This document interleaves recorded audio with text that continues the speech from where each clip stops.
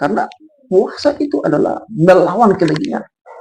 Sekali lagi, puasa adalah melawan kedagingan yang mengajarkan kita untuk merendahkan diri serendah-rendahnya di hadapan Tuhan.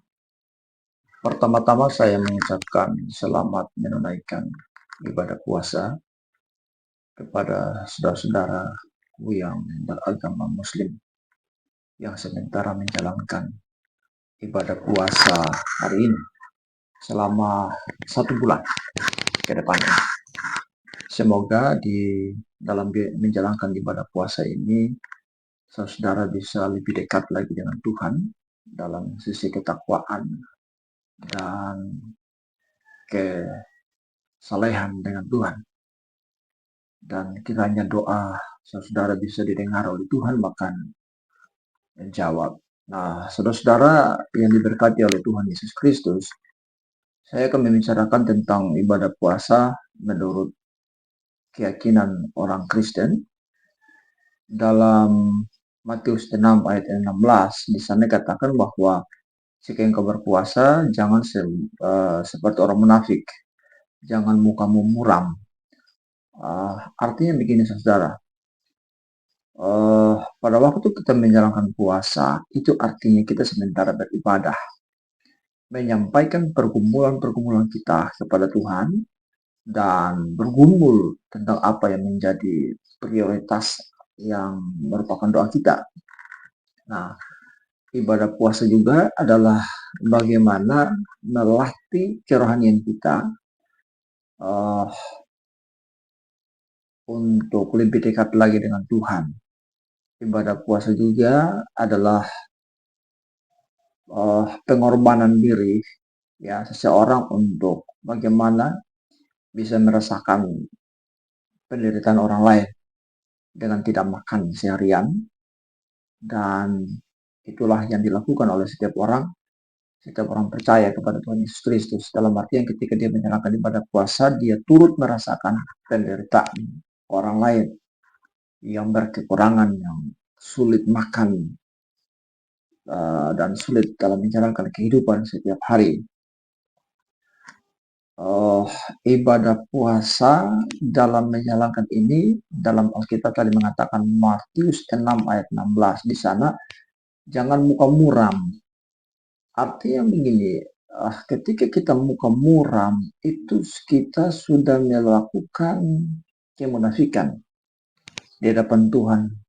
Karena pada waktu kita membuat kita muka muram dan menjadi yang ditonton oleh orang lain, secara tidak langsung kita sementara mengumumkan kepada orang lain bahwa kita saleh, bahwa kita adalah orang yang menjalankan puasa, supaya orang itu orang puji terhadap kita, supaya orang mengenal kita orang yang beribadah. Tidak demikian saudara-saudara.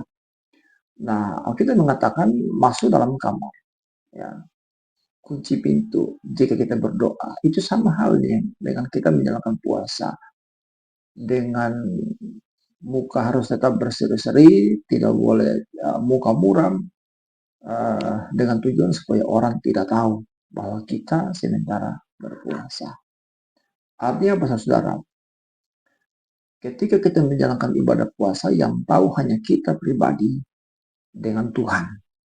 Ya, sekali lagi, ketika kita menjalankan puasa, yang tahu hanya kita dengan Tuhan. Jadi itu puasa pribadi. Ada juga bentuk-bentuk puasa. Ada puasa Ester. Puasa Ester itu 3 hari 3 malam tidak makan minum. Ya, hidup hanya berdoa, baca firman, dan menyampaikan keluh kesah kita kepada Tuhan. Kalau puasa Daniel, dia berpuasa terhadap buah-buah.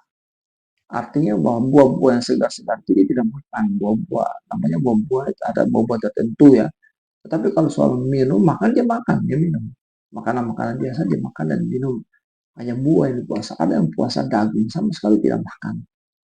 Nah, saudara-saudara yang diberkati oleh Tuhan, ada teman saya, dia seorang pelayan Tuhan juga.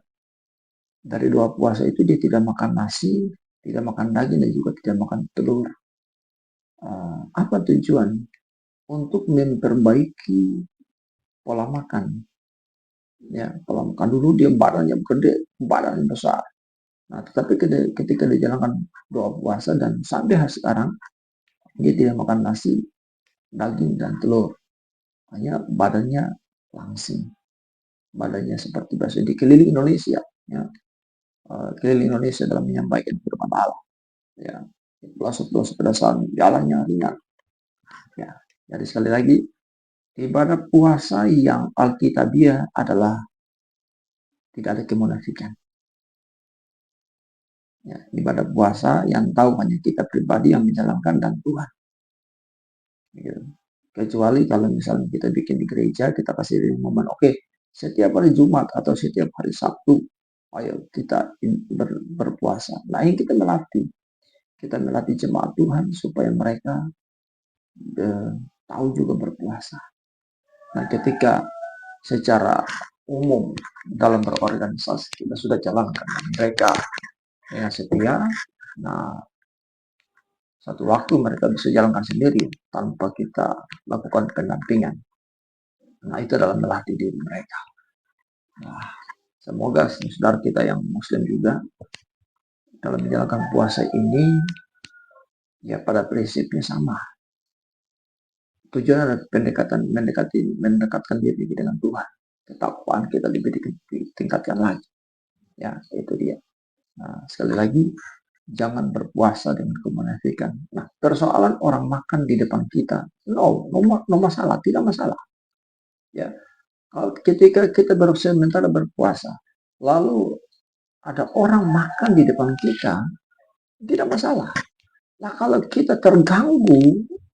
merasa terganggu dengan orang yang makan di depan kita, sehingga kita ikut makan, berarti kita tidak, ya kita gagal dalam menghadapi ujian.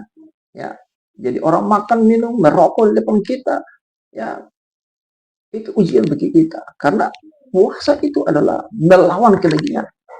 Sekali lagi, puasa adalah melawan kedagingan yang mengajarkan kita untuk merendahkan diri serendah-rendahnya di hadapan Tuhan, yang menahan nafsu, menahan pendengaran, menahan penglihatan yang aneh-aneh. Kita tahan semua, kita lakukan untuk memuliakan nama Tuhan, sehingga doa kita didengar bahkan dijawab oleh Tuhan.